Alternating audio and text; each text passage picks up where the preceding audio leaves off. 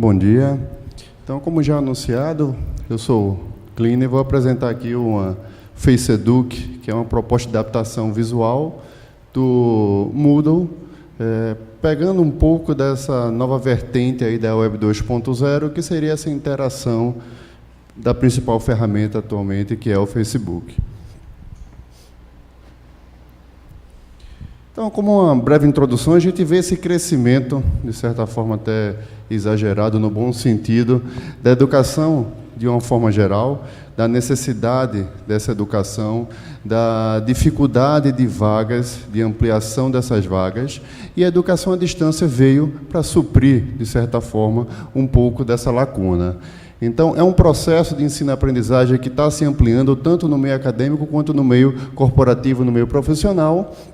E mesmo com essa crescente utilização, ainda existe um conjunto de carências que é necessário suprir, entre elas, os principais pontos aqui, de você conseguir cativar e motivar o aluno a ficar naquele ambiente, a terminar o curso. Dessa forma, diminuindo ou reduzindo aí a evasão nos cursos, que tanto na modalidade presencial quanto à distância, ainda é um fator de impacto. Essa Web 2.0 que está chegando, essa nova interação, concebida por alguns como o lado mais interativo e social da internet, onde a gente deixa de ser simplesmente consumidores de informação na internet e passa a ser produtores e difusores de informação. E aí a gente vê diversas ferramentas e sites, o conjunto de redes sociais, e aí se destaca novamente o Facebook, mas outras formas aí de você postar vídeos, fotos e comunicar de uma forma geral, onde não existe mais esse laço de amizade geográfico, onde você faria apenas por questão de parentesco ou por questão de você ter a afinidade e proximidade daquela pessoa, mas muito mais você vai fazer laços por gostos ou por pessoas que compartilham ou consumem mais fortemente os seus materiais. Os alunos, de uma forma geral, e os professores já estão imersos nessa Web 2.0, principalmente por conta das redes sociais. Utilização maciça do Facebook, a gente vê aí um grande percentual de pessoas, principalmente os mais jovens, que são aqueles que fazem parte da maioria dos alunos nas universidades, e nessa nova conjectura, uma sociedade global em rede afeta a todos, sendo cada usuário o nó dessa teia de informação, certo? Então, temos aí uma diferença, onde no início você simplesmente consumia aquele material postado por alguém, e agora você é um ponto articulador nessa nova conjectura. Então, sabendo disso tudo, por que não utilizar isso aí como uma forma de tentar cativar os alunos, tentar reduzir esse nível de evasão dos alunos? Sendo assim, o objetivo do trabalho tem como demonstrar a alteração da interface gráfica de um AVA, certo? Nesse caso específico do Moodle, de forma a torná-lo um ambiente social e não apenas de aprendizagem, para poder auxiliar na mitigação de alguns problemas da modalidade. Para isso foi criado ou concebido aqui o FaceEduc, uma proposta de adaptação visual da plataforma de aprendizagem Moodle, baseada na interface e mecanismo de interação da rede social Facebook.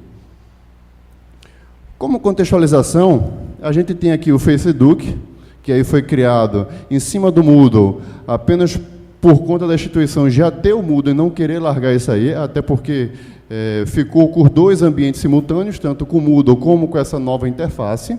Então, a instituição de ensino financiando esse projeto, na contratação de uma empresa desenvolvedora, uma empresa terceira, uma empresa privada, e a junção de alguns consultores, tanto na área de desenvolvimento como na área de educação, para verificar e analisar o funcionamento dessa rede, tanto tecnicamente, quanto também de acordo com o perfil dos alunos. E aí, alguns trabalhos retratam a utilização do próprio Facebook, certo? Como mecanismo de utilização e de interação social para a aprendizagem.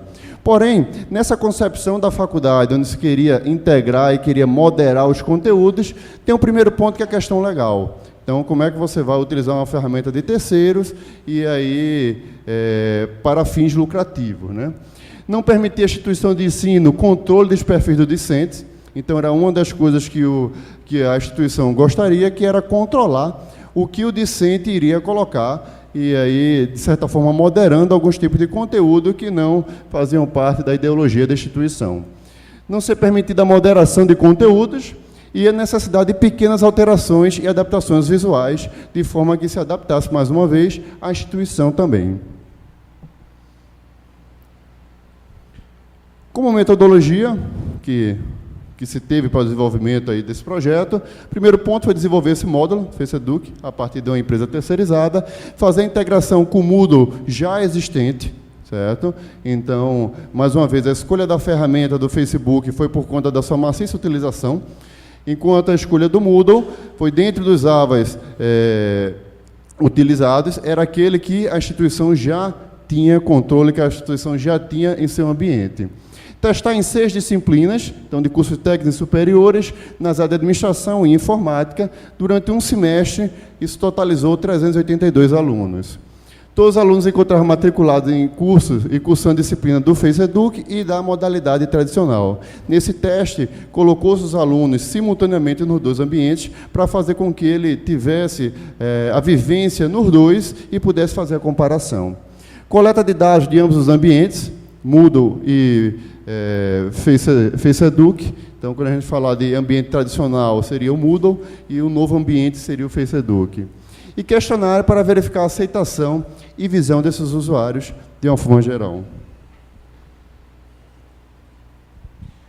Nesse primeiro ponto, o trabalho está aqui como escopo negativo, né, não pretendeu analisar nem comparar a usabilidade da interface. Certo? Então, isso aqui não foi um teste de usabilidade da interface do FaceEduc com a interface do Moodle, mas sim, como está colocado, a utilização de interface de uma mídia social reconhecidamente aceita, de forma a deixar o ambiente mais intuitivo para os alunos, visto que grande parte já utiliza aí o FaceEduc.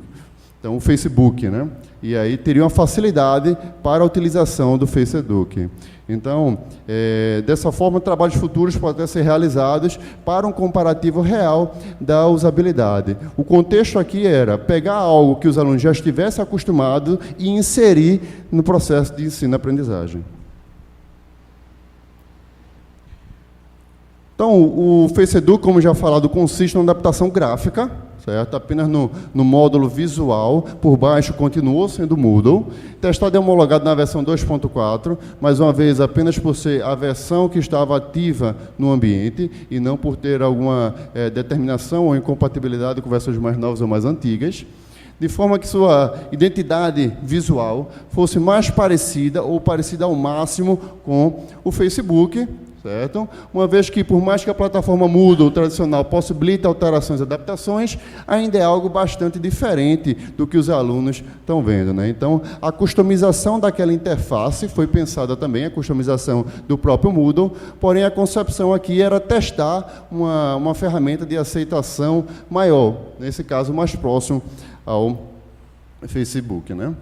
E aí está como ficou a cara do projeto, né? Então, uma determinada exibição bem parecida. Então, a gente tem a linha do tempo, 2 ambientes praticamente, como tem o Facebook, né? A linha do tempo e seu perfil pessoal, né? Então, aqui do lado, onde no Facebook a gente vê os grupos, seria o conjunto de disciplinas, certo? Que são inseridas, assim como grupos pessoais que você pode montar. O mesmo acontece no Facebook.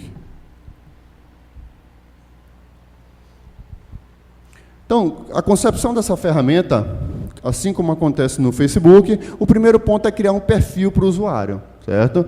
Então, a criação de qualquer usuário, indiferente do papel que lhe seja atribuído, a gente vai passar pelos papéis que são utilizados, começa com a concepção do seu perfil, ou seja, todo usuário tem um perfil próprio, podendo ou não alimentá-lo. Então, você tem seu perfil com sua foto, a sua linha de tempo, onde você pode postar suas mensagens de capa. Então, com esse perfil criado, seja alimentado ou não com seus dados, você começa a poder interagir naquela rede social, mesmo sem fazer parte de alguma disciplina ou de algum grupo. Isso faz com que você já possa alimentar o seu perfil, fazer amizades e manter um vínculo aí com a instituição, demais professores e demais alunos que estejam no ambiente.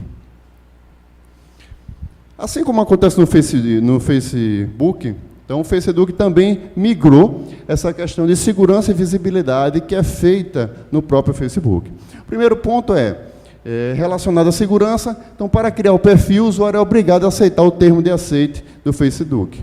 Certo? Esse termo de aceite tem a ciência e aceitação, a moderação dos conteúdos postados. Então, ao você criar seu perfil, você está ciente que aquilo ali pode ser moderado e pode ser apagado se não atender às exigências que a instituição coloca. Os tipos de conteúdo considerados impróprios, a discriminação das categorias que seriam entrelaçadas aí. Informações sobre a responsabilidade pelas ações realizadas a cada usuário, então o que é que pode acontecer em cima disso, assim como a informação que poderá sofrer sanções administrativas, cíveis e criminais cabíveis a cada ação. Além disso, você tem a questão de visibilidade, né? Então, incorpora as questões de permissão de acesso ao perfil do usuário. Assim como acontece, mais uma vez, no Facebook, é possível fazer visualização e edição, serão abertas para quem? Como é que eu vou configurar isso aí? Então, apenas eu vou poder olhar ou analisar esse instrumento postado, ou para os amigos, ou para amigos de amigos, ou para público, ou para um grupo específico. Assim como acontece no Facebook, também é possível fazer aqui no Facebook. Então, indiferente do nível escolhido, do nível aqui de permissão escolhido, existe um perfil de moderador que consegue analisar esse conteúdo, né? Então, a edição, quando o moderador faz alguma alteração, algum corte ou retira algum material, essa edição é registrada em logs e informada via mensagem do próprio ambiente à pessoa que inseriu o conteúdo, né? Então, ele recebe a mensagem, esse conteúdo foi considerado impróprio e retirado pelo moderador.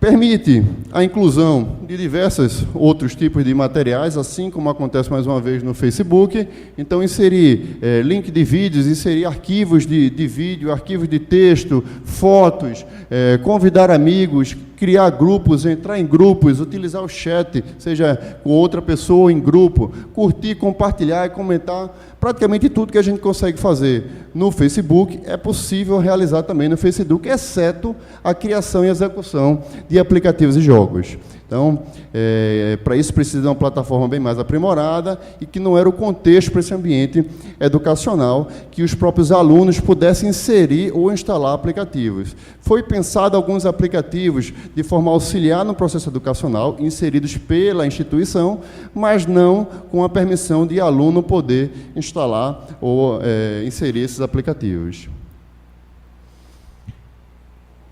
A parte de eventos também foi um critério de destaque, certo? Então, no ambiente Moodle, um conjunto de alunos já reclamava por não saber quando aconteceria a próxima avaliação, qual seria seu calendário. Então, um dos pontos aqui colocados foi esse calendário de eventos, que retrata, mais uma vez, assim como no Facebook, eventos criados pelos próprios usuários, alguma reunião, alguma festa, alguma coisa assim, como também aniversários, assim como os eventos que ocorrerão em cada disciplina que aquele aluno esteja matriculado, ou eventos relativos à própria instituição, como, por exemplo, matrícula, alguma data de alteração, de cronograma, alguma coisa assim.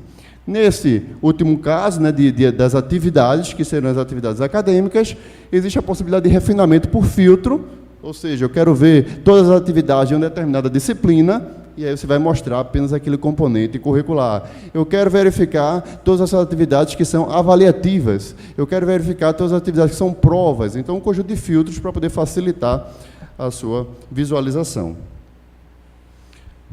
Essas notificações que são feitas, seja do evento, ou seja nos demais aplicativos, né, são realizadas visualmente no ambiente, assim como acontece no Facebook. Temos 3 aplicativos ali. O primeiro, um conjunto de bonequinhos que retrata o convite de amigos. O segundo, relacionado a mensagens. E o terceiro, relacionado ali ao mundinho, né? Relacionado a quando você tem alguma citação de seu nome, algum compartilhamento, alguma curtida, né?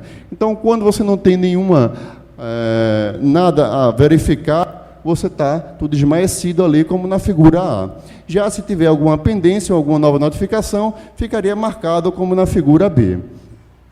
Também pode ser enviados para qualquer tipo dessas notificações e-mail para o usuário, certo? Então, você pode entrar no seu perfil e customizar. Toda vez que alguém me adicionar no Facebook, no FaceEduc, eu quero receber um e-mail para me notificar disso aí, certo? Então, tudo isso é customizado, que tipo de e-mail você vai receber, o quanto não vai receber, exceto no caso da notificação de eventos de atividade institucional, relacionada à prova, relacionada à instituição. Nesse caso, o usuário não pode desabilitar, ele sempre irá receber por e-mail, né? Então, à medida que a atividade é cadastrada, ele recebe por e-mail. Quando faltar 7 dias, ele recebe novamente, exceto se ele já tiver realizado a atividade. Se não tiver realizado, ele recebe com 7 dias, depois com 5 dias, com 3 dias e no dia do evento. Caso o aluno tenha realizado aquela atividade, ele deixa de receber essas notificações.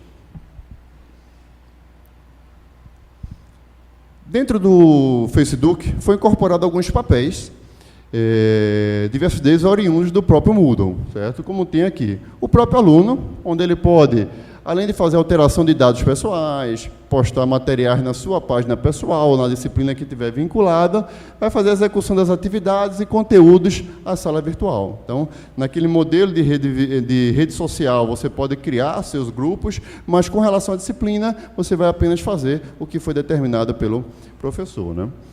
O conjunto de tutor, então, vai fazer tudo que o aluno faz, mas a geração de relatórios e correção de atividade postada pelos alunos.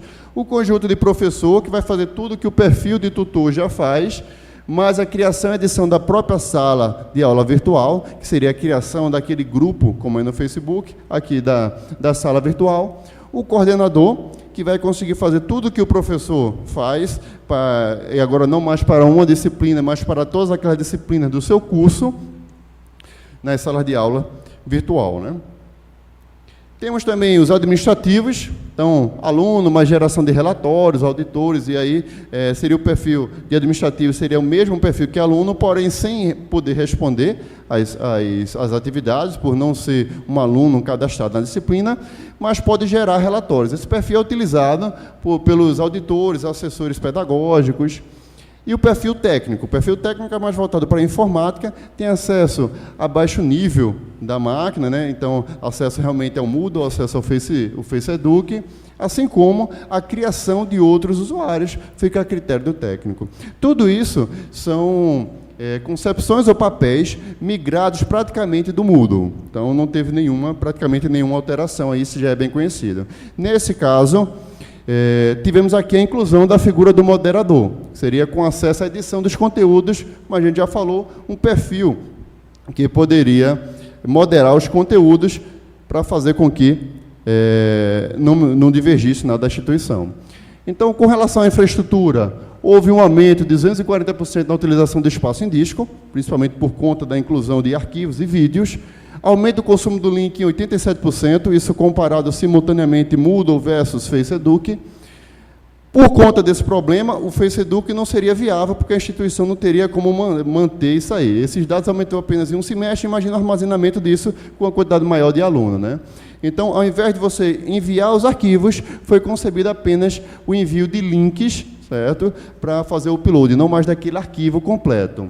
Então, nessa nova topologia, tem maior controle do crescimento, ficando semelhante ao ambiente Moodle, e, por outro lado, negativa, a dependência de terceiros. Como alguns usuários, ao clicar no link que estava lá postado, por exemplo, do YouTube, e alguém retirou aquele link, o usuário ficava na impressão que era o FaceEduc que não estava funcionando. Então, seria relativamente um ponto negativo. E aí, outro ponto era com relação à mediação de conteúdo. Um ponto era analisar todo o conteúdo antes de ser liberado, e aí você poderia ter algum problema com isso, causando delay, né? Ou deixar o usuário ciente via termos, de aceita, aquele termo que ele tem que aceitar, e aí, depois que fosse inserido esse documento, poderia já prejudicar o ambiente. Então, no primeiro ponto, a gente tem muito custoso, você ter um conjunto muito grande de profissionais para poder analisar isso, praticamente inviável.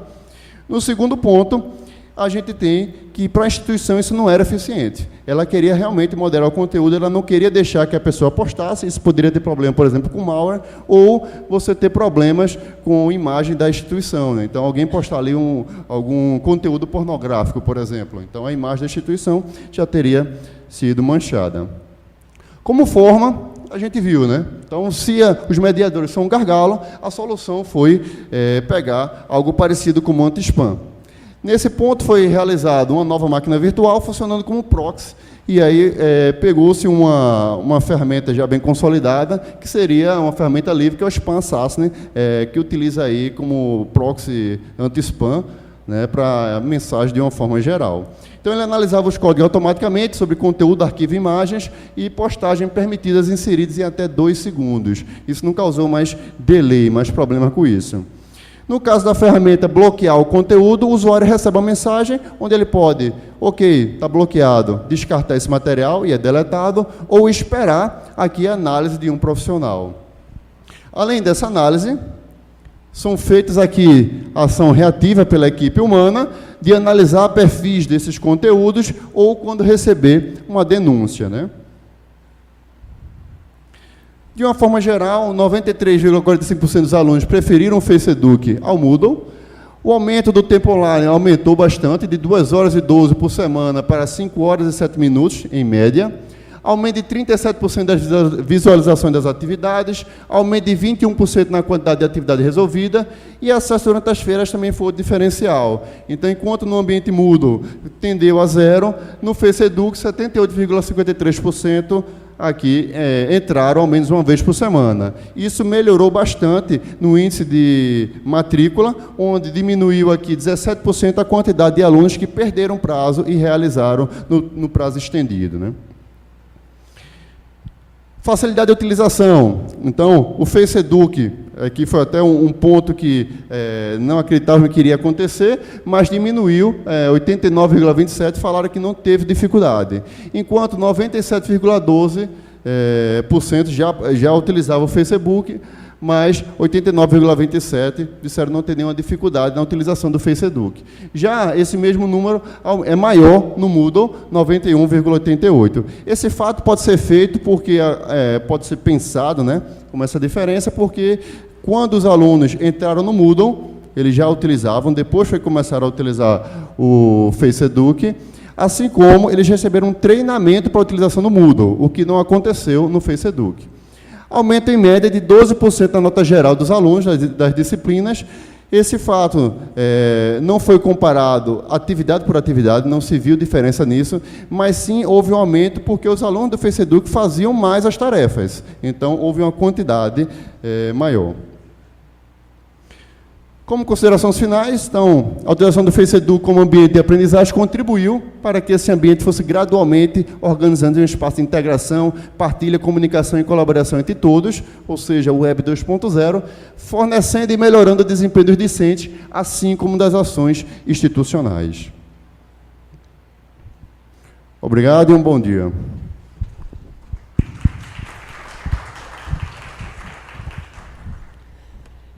Obrigada, Gliner, pela apresentação. Alguém tem alguma pergunta?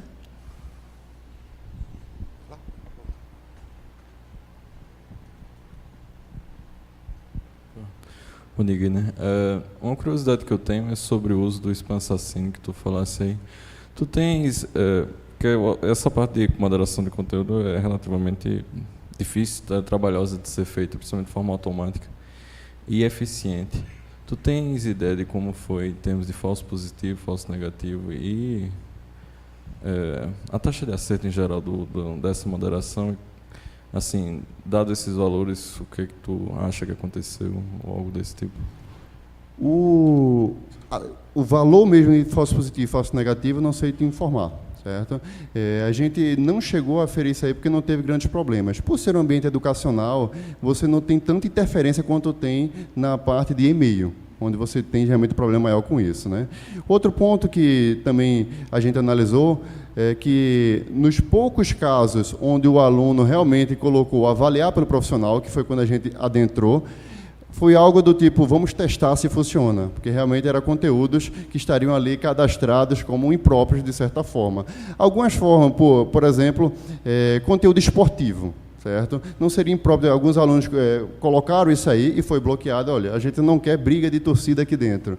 Então, a princípio, o aluno também pediu para analisar como se fosse um erro, mas, na verdade, estava descrito lá como como proibido. Por ser um ambiente bem mais restrito do que um e-mail corporativo, que é o foco do Spansas, né, ele não teve esse alto índice de falso positivo naqueles onde os alunos pediram para os profissionais analisar. Certo? Num contexto geral, realmente não foi aferido.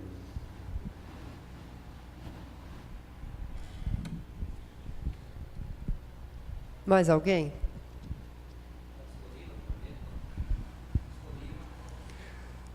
Ainda não. Provavelmente vai estar disponível para venda. Essa empresa que está desenvolvendo para venda. Essa empresa que está desenvolvendo está num processo, então o projeto está até meio parado por conta disso. Então, o contrato que tinha sido feito era para desenvolvimento para aquela instituição. Como ficou tão parecido com o Facebook e os alunos gostaram tanto, a empresa deu um passo para trás e está meio parada. Ela quer fazer um projeto próprio para vender isso aí. E aí, inclusive, para essa instituição de ensino que a gente trabalhou. Certo? Então, não sei se no próximo ano já verão algum tipo de publicidade em cima disso, acredito que sim.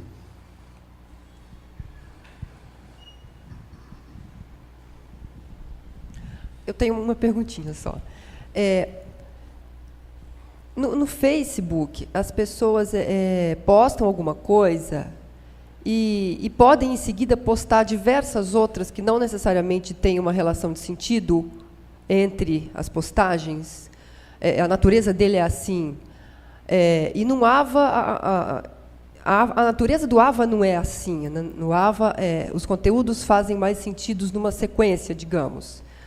E no Facebook, muitas vezes, você posta alguma coisa e muita gente posta depois, e aí a sua postagem inicial, que é importante, muitas pessoas não veem, porque ficou na linha do tempo mais, digamos, mais para baixo do que as outras. Então, alguém relatou algum problema com relação a isso, a essa falta de lógica sequencial entre as postagens, ou postagens importantes que muita gente não viu por causa dessa natureza não sequencial do Facebook? Alguém falou alguma coisa? Não recebi reclamação desse tipo. Eu acho que existem dois pontos principais aí. O primeiro é a concepção desses alunos aqui é uma média de 18, 20 anos que está acostumado com o Facebook, então de rolar até o final para analisar tudo. O segundo é, essa concepção não linear, não lógica, funciona no meu perfil pessoal. No perfil da disciplina, o aluno não pode estar gerando todo esse tráfego, então é um ambiente mais restrito, como se fosse um grupo moderado pelo professor e tutor. Já o resto de ambiente social, ele pode interagir. Então, no que condiz a atividades institucionais, a atividade das disciplinas, de certa forma estava mais amarrado, mais parecido, logicamente, com o ambiente AVA.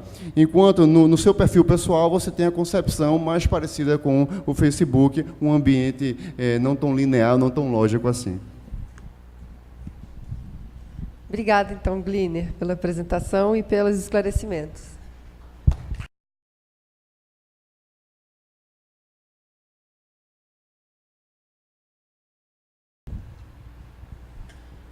Bom dia a todos, né, e a todas.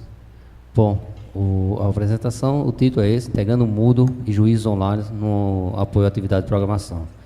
Esse trabalho é a dissertação de José Osvaldo. Né? Nós somos o PPGCC, Programa de Pós-Graduação em Ciência da Computação, que é uma parceria ampla entre a Universidade do Estado do Rio Grande do Norte e a Universidade Federal do Rio Grande do Norte, a Universidade Federal Rural do Semiárido. Bom, então o procedimento aqui. Pequeno roteiro aí da nossa apresentação. Bom, então o que nos motivou a realização desse trabalho, né? Primeiramente, o uso, né? Inclusive a razão desse evento aqui, né? A presença marcante das novas tecnologias de informação e comunicação na educação, né? Então nós temos cada vez mais pesquisando formas de utilizar essas ferramentas, né, no ensino e aprendizagem. Uma dessas ferramentas hoje que ganham destaque, né, são os AVAs, né, são os ambientes virtuais de aprendizagem. Né. Esse ambiente permite a produção de conteúdo, né, além do gerenciamento de dados e controle de informação. Né. Então a gente pensou, por que não utilizar esses ambientes virtuais de aprendizagem no ensino de programação, né? Já que o ensino de programação ele tem tido como todos sabem, né, é uma das deficiências de todos os cursos de computação no país, né, um dos motivos de grande evasão, a dificuldade que os alunos têm em trabalhar a programação nos níveis iniciais, né. Então a gente começou a pensar no uso do AVA, né, como ferramenta para ajudar o professor na sua disciplina de programação, né.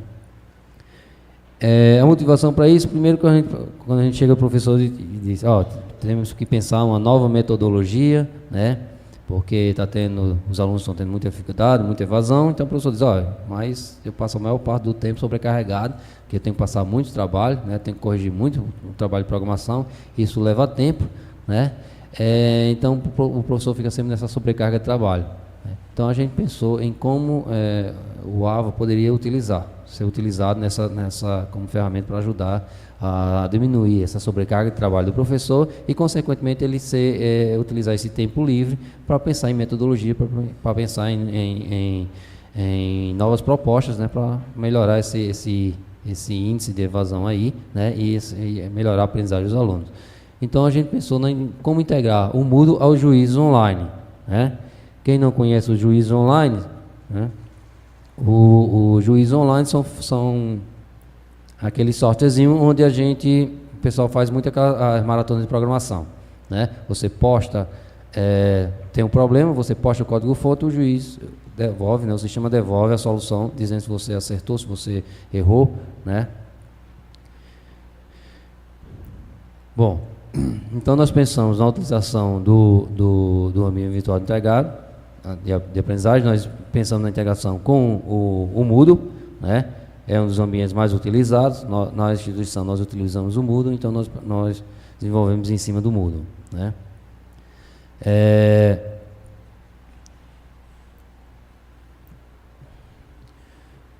O Juízes Online, né? São, como eu falei, são os programas utilizados nas maratonas, né? Eles disponibilizam vários problemas, né? E já com programados para devolver a resposta, né? Ele recebe o código-fonte enviado, compila, executa e realiza os devidos testes, né? Dizendo se houve acerto, se houve erro, e assim por diante, né? Nós utilizamos agora são 2 exemplos, né? Nós utilizamos 2 juízes que têm código-fonte em português, né? Bom, então a ferramenta desenvolvida nós chamamos de Mojo, né? Que é um acrônimo para Módulo de Integração com Juízes Online, né? É um módulo responsável pela comunicação e interação entre o Moodle e os Juízes Online, né? Ele é instalado no Moodle, né? Como qualquer outro módulo normal, né? O Moodle, se você não sabe, o Moodle ele é modular, né? Você pode desenvolver novos módulos para ele, né? E foi isso que nós desenvolvemos. Então o Mojo ficou desenvolvido dessa forma. Então aqui é mais ou menos a arquitetura da aplicação, né? O Mojo ele trabalha aí junto com o Moodle, né? Ele tem um repositório de integração, né? E ele interage diretamente com os servidores, com o Juízes Online, né? Os dois juízes online utilizados, né, que é o URI e o SPOJ, né, uma das razões da utilização desses 2 servidores é porque eles disponibilizavam questões já trabalham com português, né? Então, para facilitar o trabalho, né, do professor, então nós resolvemos utilizar esse juiz. O Mojo ele vai na internet, nesses servidores, né, ele interage com esses servidores, né? Esses servidores eles infelizmente não têm nenhum esquema de web service, né? Então a integração você tem que criar o código na mão mesmo, né? Interagir com eles como fosse um pedido normal de URL. Então o Mojo vai lá, pega o conjunto de questões desses juízes, né, e coloca no repositório de integração, né? O professor, quando ele chega, ele vai lá nesse repositório e verifica as questões que ele quer utilizar e as seleciona. Então a arquitetura é mais ou menos essa. O Moodle ele é responsável por fornecer a interface, as funcionalidades necessárias à gestão e acompanhamento da atividade, né? Então no Moodle fica lá os elementos para o professor, né? Acompanhar os alunos, ver notas, esse tipo de coisa, né? Interagir com os alunos. E o Mojo é responsável pela interação com os juízes online.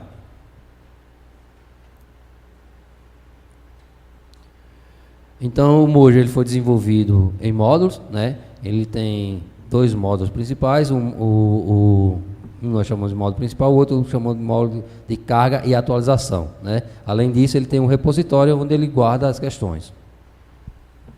Vou mostrar aqui Bom, esse módulo principal, né, é o módulo onde ele faz a interação com o ambiente virtual, onde ele interage com o professor e ele, de tempos em tempos, ele starta o módulo de carga e atualização. Esse módulo de carga e atualização, ele está frequentemente acessando o juiz online em busca de novas questões. Então, se ele encontrar novas questões, ele vai lá e baixa por repositório de integração, né? Quando o professor... Depois eu falo aqui Bom, cada um desses módulos aí, o módulo principal, ele é responsável por gerenciar, controlar e fornecer todas as funcionalidades necessárias ao Mojo, né? O módulo de carga e atualização é responsável pela carga de questões no repositório de integração e por sua atualização, né? O módulo de carga e atualização, como eu falei, ele é repetido, né? Ele está constantemente sendo acionado, ele vai lá no juiz e verifica se existem novas questões e baixa essas questões, né? E coloca no repositório.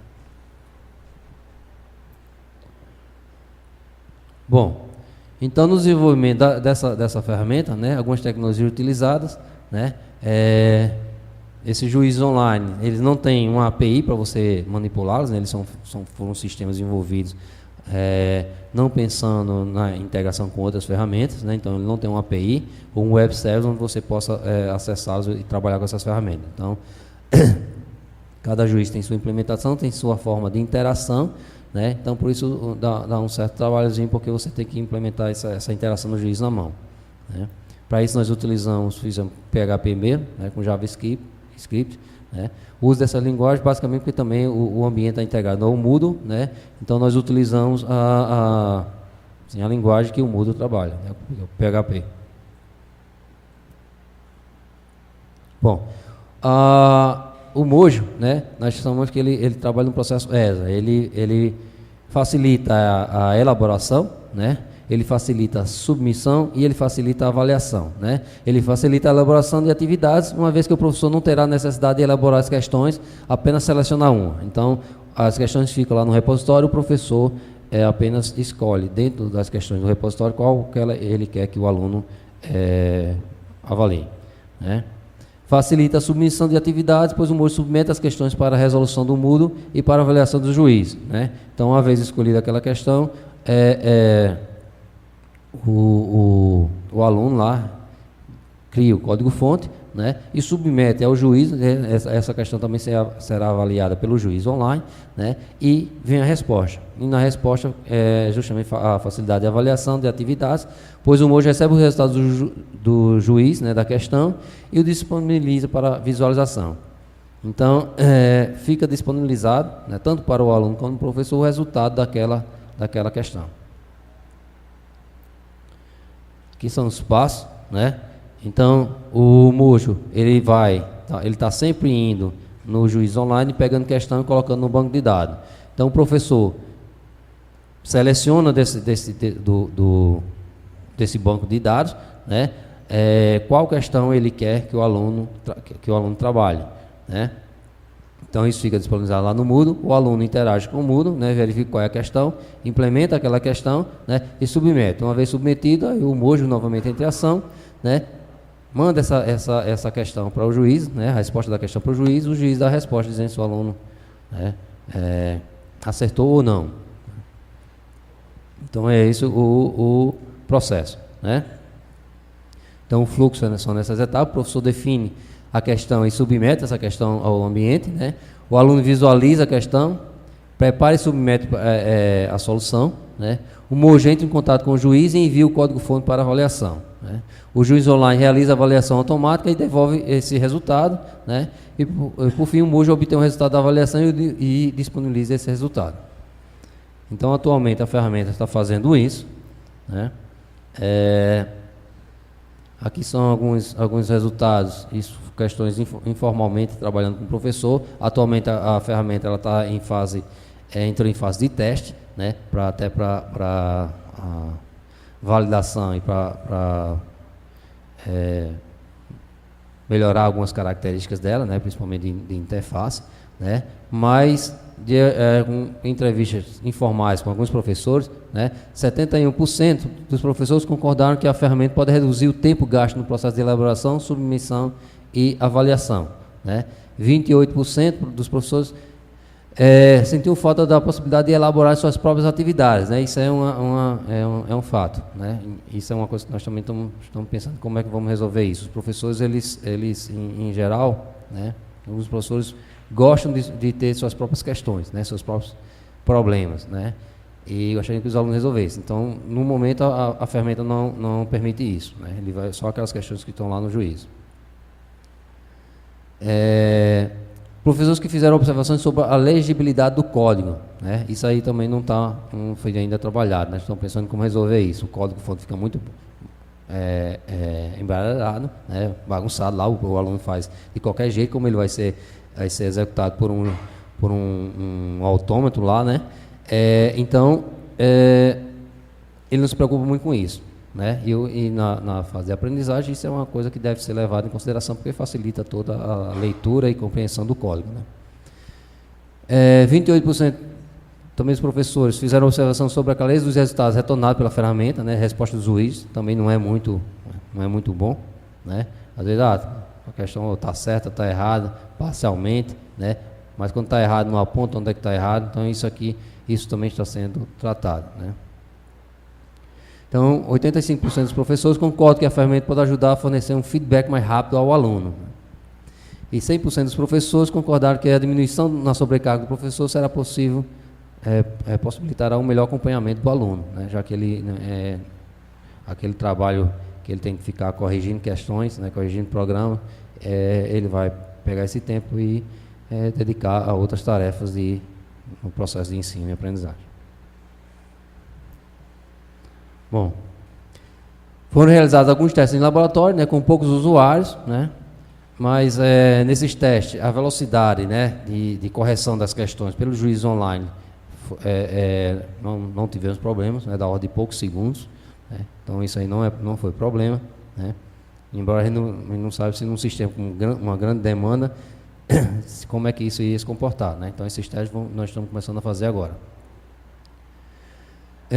Bom, e também esse segundo tópico aí nós estamos começando a testar o Mojo em turmas regulares, né? No curso de Ciência da Computação, tanto da UERN quanto da UFESA, né? Nós estamos começando a testar essa ferramenta para sentir o feedback tanto dos professores quanto dos alunos acerca da ferramenta, né? Bom, era isso. Alguns trabalhos futuros, né? Pretende-se entregar o Mojo a um laboratório virtual de programação. Esse laboratório virtual de programação é no sentido de você permitir ao aluno editar o código. Quando vem o resultado de erro, você especificar onde é o erro propriamente dito, né? Então, colocar toda uma série de funcionalidades maiores na ferramenta. Também, esse laboratório vai permitir essa maior legibilidade do código, né? E do feedback retornado, né? Como eu falei, o juiz online ele apenas diz, tem um erro aqui no código, mas não aponta onde é que está esse erro, né? Então, isso um processo de aprendizagem do programa é fundamental, né? E também a verificação. Então, como estamos testando com os professores, né, os professores irão dar o seu feedback e dizer, eu senti falta disso, senti falta de determinadas características. Então, estamos nessa fase aí de testes. Ok? Obrigado.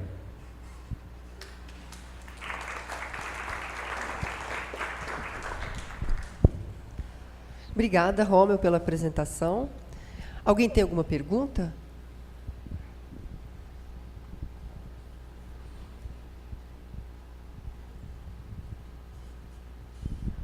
Então, eu vou fazer uma pergunta. Tinha professores de programação envolvidos no processo de criação dessa ferramenta? Bom, tanto o orientador como o co-orientador, que sou eu, né?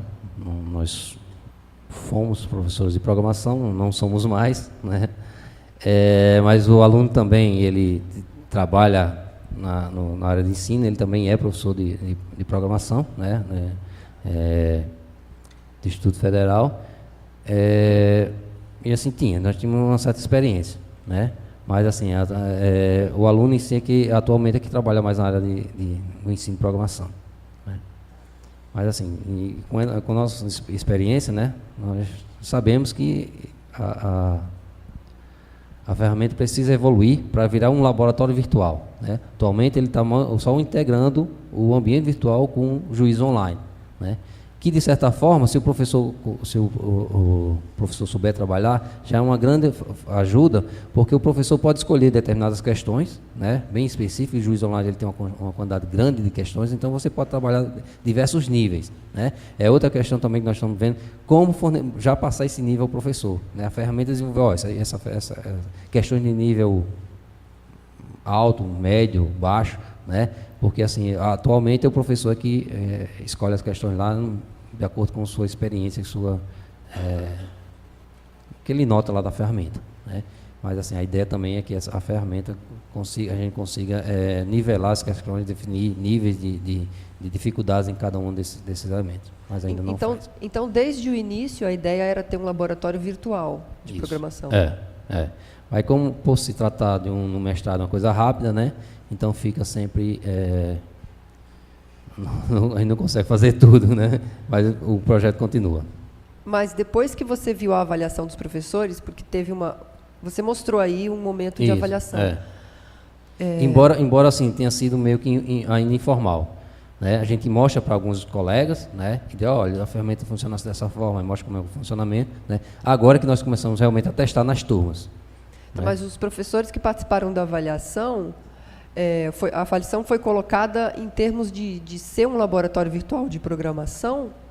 Ou não? Já mostrando como é o funcionamento da ferramenta, né? Mostra, olha, a ferramenta é assim, funciona dessa forma, né? Você vai lá, escolhe a questão que você quer usar, né? Ainda não mostrando assim, vai ser assim. Não entrou, né, nesse método. Isso. Então, aí eles já tiraram seus questionamentos em cima disso. Gente, podemos encerrar com o Rômeu? Então, Rômeu, obrigada pela apresentação e pelos esclarecimentos.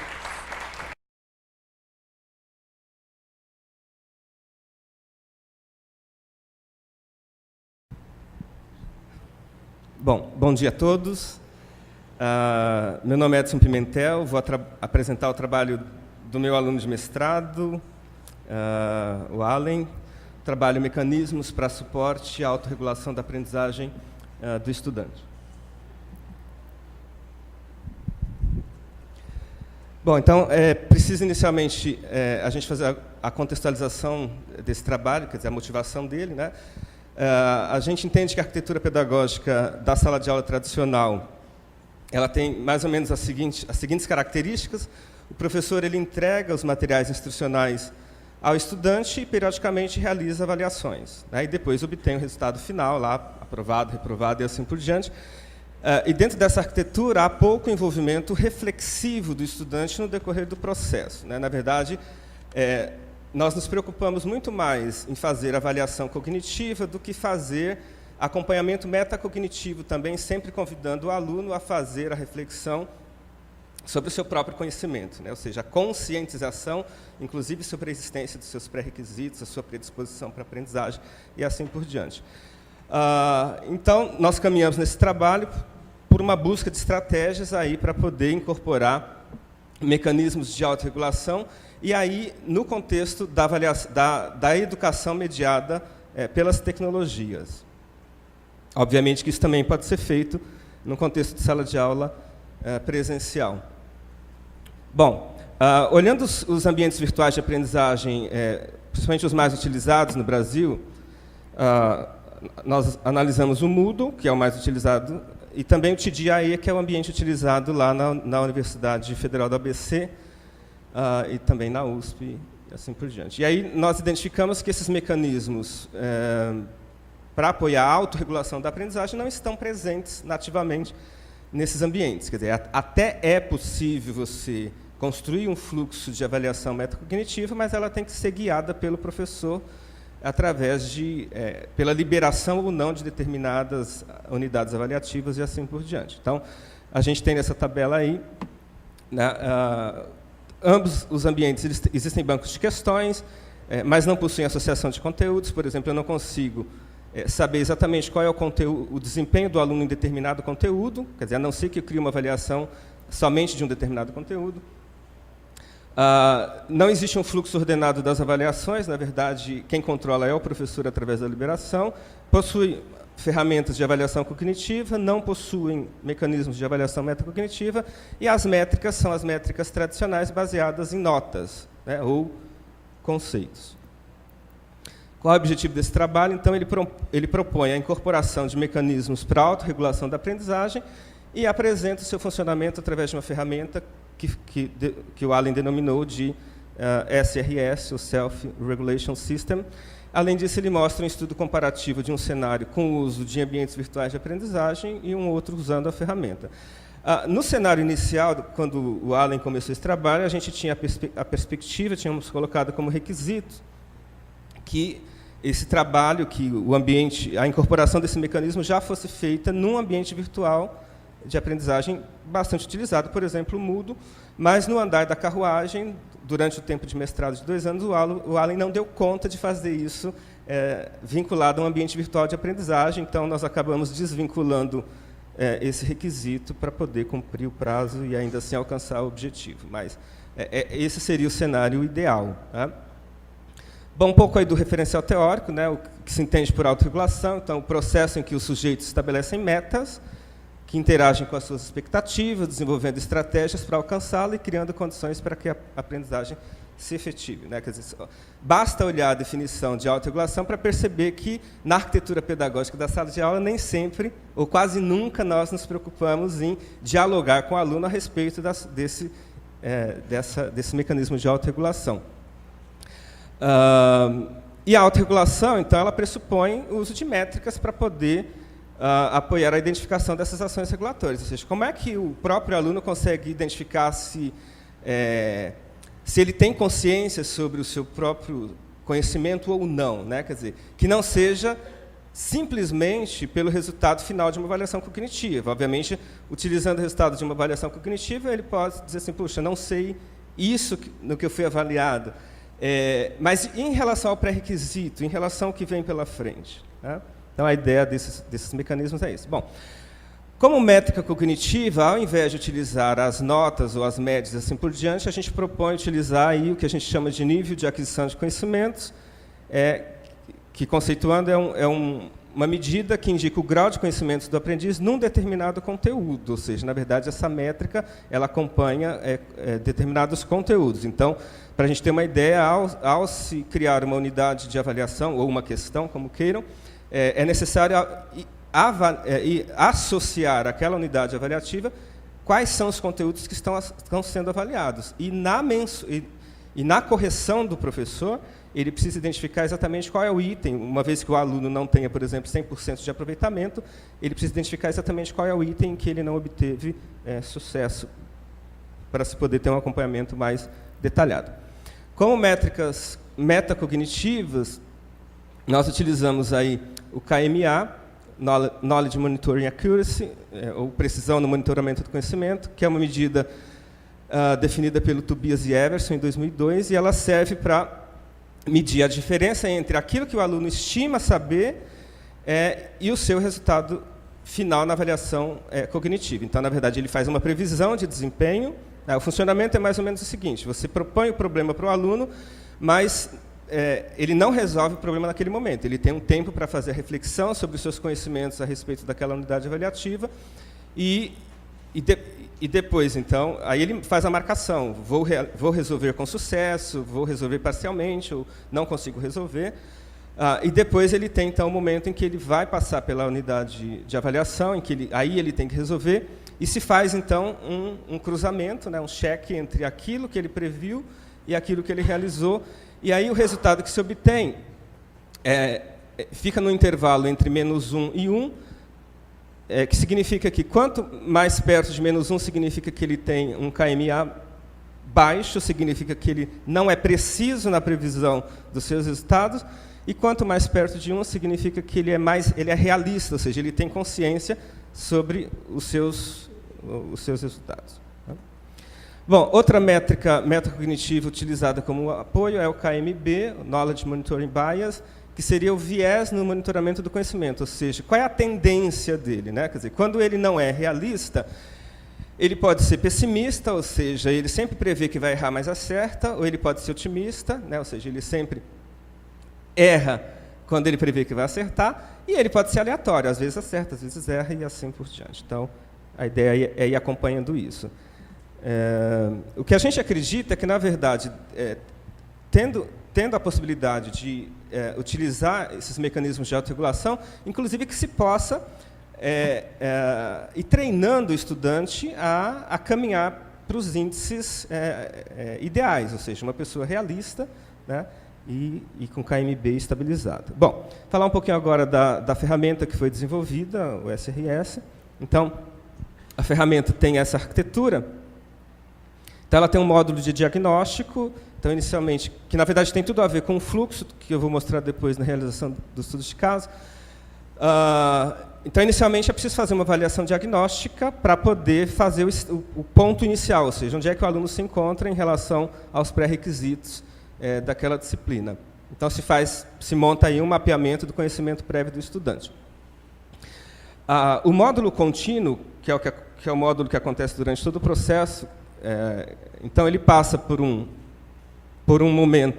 momentos de avaliação metacognitiva e, na sequência, avaliação cognitiva. Metacognitiva, cognitiva. E isso vai gerando um conjunto de dados, né, que são as métricas lá. Então, ele tem as medidas do NAC, do KMA e do KMB. E isso vai gerando, então, um resultado para o estudante que pode ser acompanhado através do módulo de acompanhamento, que, além de fazer a exibição dos resultados e do feedback para o estudante, ele também pode realizar o que a gente chama de pós-avaliação, que é um diálogo com o estudante a respeito da compreensão que ele tem a respeito daquelas métricas exibidas para ele. Porque também não adianta simplesmente mostrar uma métrica, KMA e KMB, e ele não entendeu exatamente o que aquilo significa. Bom, nós não trouxemos todas as telas do ambiente, obviamente que tem os módulos em que o professor tem que fazer a configuração do ambiente, cadastrar os conteúdos que serão abordados naquela disciplina, porque esses conteúdos precisam ser associados às unidades avaliativas, o módulo para fazer a criação das unidades de avaliação, e assim por diante. Feito isso, o ambiente ele vai gerenciando o fluxo de aplicação. Então, por exemplo, essa é uma tela em que o aluno visualiza quais são as avaliações que estão disponíveis para ele. Então, inicialmente, são disponibilizadas as avaliações metacognitivas. Então, somente quando ele realiza uma avaliação metacognitiva, é que depois a avaliação cognitiva é aberta para ele realizar. E, na parte de baixo, ele pode visualizar quais foram os resultados obtidos até então. E veja que a ideia não é simplesmente fazer isso com uma única avaliação, mas tem que ser um processo, e esse processo é acumulativo, né? Quer dizer, bom, a gente tem aí uma das telas de acompanhamento de resultado, que mostra, por exemplo, exibe para o estudante qual é o KMA dele, no caso, menos 0,25, ou seja, ele está no limite, né, no limite do KMA baixo. Se melhorar um pouquinho, ele pode ir para o KMA médio. E aí tem uma tela de explicação em que ele tem uma legenda para ele, né? E depois, na tela de pós-avaliação, existe um diálogo com ele. Mas isso não está presente no artigo, então eu não trouxe essa tela aqui. Falar um pouquinho dos estudos de caso, que talvez nem poderiam ser chamados exatamente de estudos de caso, eu chamaria isso mais de experimentação, né? Na verdade, esses dois experimentos foram feitos, um sem o cenário do uso do SRS e outro com esse uso. Então, primeiro, foi utilizado o próprio ambiente virtual de aprendizagem, o TDIAE, as ferramentas de avaliação que estavam disponíveis no ambiente, e aí nós fomos configurando, ou seja, uma avaliação para servir como avaliação diagnóstica, uma outra para servir como avaliação metacognitiva. Então, a maneira como você formulava a pergunta dava ou não margem para o aluno responder de maneira metacognitiva ou cognitiva. E aí, essas métricas, obviamente, foram computadas fora do ambiente, porque o ambiente trabalhava apenas com notas, tá? E não com aquilo que a gente precisava, que era as medidas do KME e do KMB, principalmente. Bom, e esse cômputo foi feito, então, fora, com suporte de planilhas, por exemplo, e esse resultado foi, então, disponibilizado para os alunos fazerem a reflexão. Uma vez que o ambiente já estava bem avançado, então foi realizado um segundo experimento, aí, utilizando o SRS, aí sim, já com todo o fluxo conduzido pelo ambiente. Os dois estudos seguiram essa sequência lógica, uma guiada pelo professor, outra guiada pelo ambiente. Então, você tinha a avaliação diagnóstica, depois a avaliação metacognitiva, depois a cognitiva e depois a pós-avaliação. Obviamente que o item 2 e 3 ficava num círculo de acordo com a quantidade de avaliações que estavam presentes. Então, essa figura mostra um pouco esse fluxo do SRS. Então, a primeira etapa, avaliação diagnóstica, a etapa 2, avaliação metacognitiva, a etapa 3, avaliação cognitiva, tanto a etapa de avaliação metacognitiva gerando as medidas do KME e do KMB, quanto a etapa cognitiva gerando o nível de aquisição de conhecimento, que cruzadas essas duas medidas geravam, então, as informações para a autorregulação da aprendizagem. E aí, no módulo de acompanhamento, então, o aluno tinha acesso aos resultados e a etapa 4, que é a etapa de pós-avaliação. Bom, olhando um pouquinho os resultados aí desses estudos de caso, então, o que a gente fez foi... Esses resultados não são conclusivos, não dá para tirar muitas conclusões disso, tá? Até porque foram poucos experimentos, mas o que a gente fez, para ter algum parâmetro de comparação, nós comparamos os resultados finais na disciplina, ou seja, qual foi o conceito final do aluno na disciplina, a partir das avaliações tradicionais. E aí o que se verificou foi que alunos com KMA alto, que a gente entende como aluno autorregulado, eles obtiveram aproveitamento superior a 70%. Quer dizer, mas também não dá para dizer, se a gente não tivesse feito os mecanismos de autorregulação, se ele não teria tido esse desempenho também. Não dá para concluir. O fato é que a gente fez apenas uma comparação. Na parte de pós-avaliação, indicou que a ferramenta ajudou a organizar melhor os estudos. Na verdade, isso com autoavaliação, perguntando para o estudante, né? Então, o olhar dele. E também aí na pós-avaliação, cerca de 80% indicaram que eles entenderam os valores obtidos nas métricas e consideraram os feedbacks fundamentais aí para o seu processo de autorregulação, o que para eles era uma novidade também, porque eles nunca tinham passado por esse processo. Considerações finais. Esse trabalho, então, mostrou a ferramenta SRS, com mecanismos para autorregulação da aprendizagem. A ferramenta funciona por meio de fluxo sequencial e fornece, então, elementos para a reflexão do estudante sobre o seu próprio conhecimento. Obviamente que, para inserir esse tipo de ação dentro da arquitetura pedagógica, o professor tem um papel extremamente importante, né, de fazer esse diálogo com o estudante, né, de convidá-lo a fazer essa reflexão. Como trabalhos futuros, a gente prevê, então, a ampliação dos tipos de unidade de avaliação. Atualmente, ela trabalha só com questões dissertativas, né, o que gera um bocado de trabalho para correção do professor, feedback, né? Os experimentos foram feitos numa disciplina de lógica de programação, que era o contexto da disciplina em que o orientador e o aluno atuavam. E a gente prevê, então, para tentar voltar para aquele objetivo inicial, a integração desse mecanismo a um ambiente virtual de aprendizagem, nem que seja, por exemplo, com o aproveitamento de pelo menos os bancos de questões que estão presentes nessas ferramentas, de forma que a gente pudesse, então, minimizar pelo menos uma etapa aí de ficar recriando as unidades de avaliação e assim por diante. É isso, obrigado.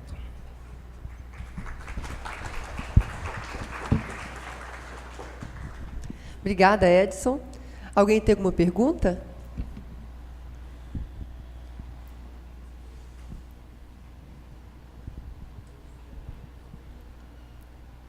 Vou fazer uma. Você disse que tem que ter um fluxo ordenado assim de questões para o aluno poder saber se está bem avaliado ou não, né? É o professor que tem que elaborar esse fluxo de questões? Como que é o trabalho do professor nesse sistema? Eu não entendi bem o trabalho do professor.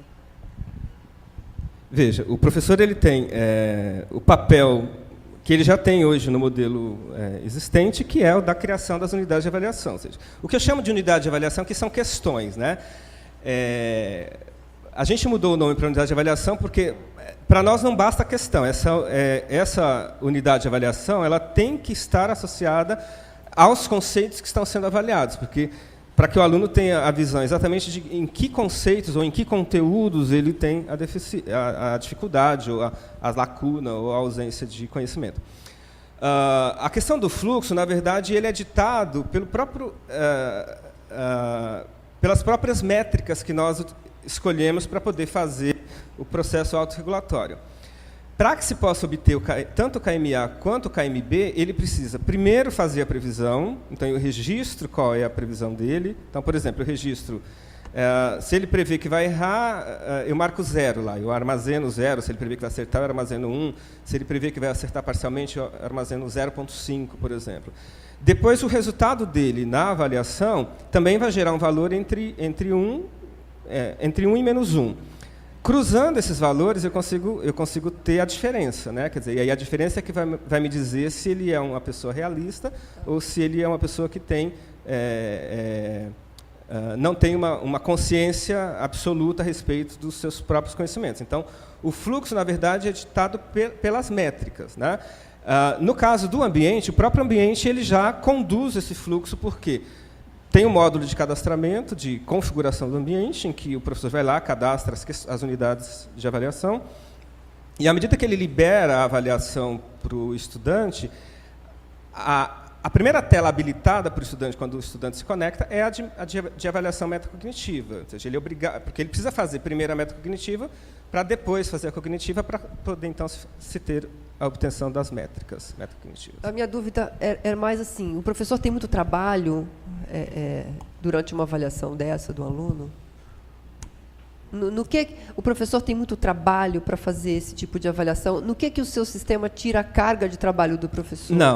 Veja, na verdade, ele não tira e nem acrescenta, né, eu diria. Então, na verdade, o papel que o professor tem hoje de construir as unidades de avaliação já é papel dele, então ele continua fazendo. A etapa que poderia parecer que acrescentou a etapa, que seria da avaliação metacognitiva, não, porque a mesma questão que o professor propõe como questão cognitiva é a mesma pergunta que é utilizada na metacognitiva. Então, o que acontece é que, quando a questão é mostrada para o aluno, ele não tem ainda o espaço para responder, ele simplesmente vai fazer reflexão. A gente temporiza isso, né, inclusive para saber se ele não está pensando muito a respeito da previsão dele. Agora, a parte de correção do professor, que aí é a parte mais trabalhosa, é corrigir a avaliação. O professor já faz isso hoje. Então, acho que o grande problema que a gente tem quando se fala de avaliação é que a gente fala em avaliação formativa, que a gente deveria ter mais momentos de avaliação formativa. Agora, o problema é que a avaliação formativa, então, pressupõe que você tenha mais momentos avaliativos durante o processo de aprendizagem, ela também traz uma carga para o professor, que é o da correção. Então, esse ambiente, ele convida. Se você tiver poucas avaliações, realmente os resultados obtidos lá de métricas metacognitivas talvez não sejam tão interessantes, né? Então, ou seja, ele traz realmente não é que ele aumenta a carga, mas ele convida o professor a fazer mais avaliações, que, obviamente, principalmente porque o ambiente só prevê questões dissertativas no momento, então não tem correção automática. Então, ele traz uma carga de trabalho maior para o professor, sim. E essas... desculpa. Pode perguntar depois. Essas métricas que você usou, elas são difíceis do aluno entender? Existem outras mais fáceis? Ou por que você usou? Por que você escolheu essas? Então, na verdade, essas métricas utilizadas são métricas... Primeiro que não existem muitas métricas, né? Eu, particularmente, escolhi o KMA e o KMB quando da minha tese de doutorado, primeiro porque tinha muito trabalho em cima disso, inclusive muito trabalho experimental, né, do Tobias e do Jefferson coletando esses dados. Depois a Cláudia Gama, que era da Federal da Bahia também, utilizou na tese de doutorado dela, e na verdade ela acabou... O Tobias e o Jefferson tinham o KMA, a Cláudia criou o KMB. Não, na verdade não são difíceis de entender, porque na verdade você tem uma legenda para aquilo. Quer dizer, obviamente não adianta você mostrar o seu KMB é 0,36 se não tiver uma legenda. Então, por exemplo, e aquilo que eu falei, inserir esses mecanismos de autorregulação num processo de aprendizagem tem que ter um papel muito, muito importante do professor, porque ele precisa primeiro dialogar com os estudantes, mostrando o que é a autorregulação, explicando as métricas, mas, de qualquer forma, o ambiente ele apresenta uma legenda, e na tela de pós-avaliação, que não está presente no artigo, existe um diálogo com ele. O seu KMA foi, aí o próprio aluno olha e ele marca lá, foi tanto, está mostrado para ele. Tá, você reconhece que esse KMA é alto, baixo, né? Você faz um diálogo com ele, porque quando você simplesmente mostra, pode ser que ele passou o olho e tudo bem, vamos para frente, porque o que me importa é a avaliação cognitiva, porque é ela que vai me dizer se eu fui aprovado ou se eu fui reprovado. Bom dia. Um dos problemas hoje de ensino é que o professor, às vezes, ele não tem como diagnosticar as dificuldades dos alunos. Assim, os alunos não falam que estão com problema, os alunos... E eu percebi com a sua ferramenta, com a metodologia que você usou, que é possível diagnosticar o quanto, assim, você diagnostica o quanto o aluno pensa que sabe sobre determinado assunto. Você cruzou alguns dados ou pensou em fazer, em olhar perfis de alunos que tentam ser otimistas demais, mas na verdade erram, e na verdade não conseguem acertar a questão, de forma a mostrar ao professor, esses alunos aqui eles pensam que sabem, mas na prática eles não sabem, então eles precisam de ajuda do professor. Você olhou esses dados para ver como eles podem auxiliar no ensino? Então, ainda não, mas assim, a gente quer caminhar para isso. Então, a ausência de uma ferramenta que nos possibilite maximizar o uso disso e que faça os cálculos e que permita você aplicar essas avaliações é que impede que a gente consiga fazer isso. Então, eu já fiz isso, tentei fazer isso manualmente, né, no papel. Então, faço sessões de avaliação método-cognitiva, os alunos respondem, depois vou lá para a planilha Excel, aí lanço. Mas ainda, como a gente não conseguiu, a ideia é que agora com o ambiente a gente consiga fazer aplicações, inclusive de casos reais, para poder começar então a analisar esses dados. A gente também tem acho que a grande finalidade é essa mesmo, é olhar para aquele aluno que não é realista e ver o que pode ser feito, inclusive como estratégia didático-pedagógica, para que ele possa caminhar para um realista, né? Porque ele pode até, a gente entende que num determinado momento ele até pode não ter a consciência sobre, mas a gente precisa caminhar para que ele faça a reflexão e passe a corrigir. Porque também a própria proposta, ela também possibilita, inclusive, que o aluno não reflita muito e começa a fazer chutes, né? Por exemplo, por exemplo, um risco que a gente corre. Ele fala assim, eu quero caminhar para o realista, então, o que eu faço? Eu digo que eu vou errar e eu erro mesmo, porque errar é mais fácil do que tentar acertar, então é um risco que tem. Agora, obviamente que isso daqui o papel do professor, novamente, é muito importante, que colocar para o aluno qual é o objetivo daquilo, é ajudá-lo, né, para que ele ganhe consciência, para que ele identifique as lacunas e possa caminhar para a correção dessas lacunas. E só uma observação, também tem outro grupo de alunos, que eu acho que, não sei se é fácil detectar, mas que existe, são os alunos que sempre acham que vão errar, saindo da prova, saindo do exercício, eita, foi horrível, daqui a pouco tiram 9, tiram 10, né? Então, acho que dá para traçar alguns perfis para ajudar o professor a dimensionar o esforço de ensino. Com certeza. Gente, mais alguma pergunta? Então, Edson, obrigada pela apresentação e pelas respostas das perguntas.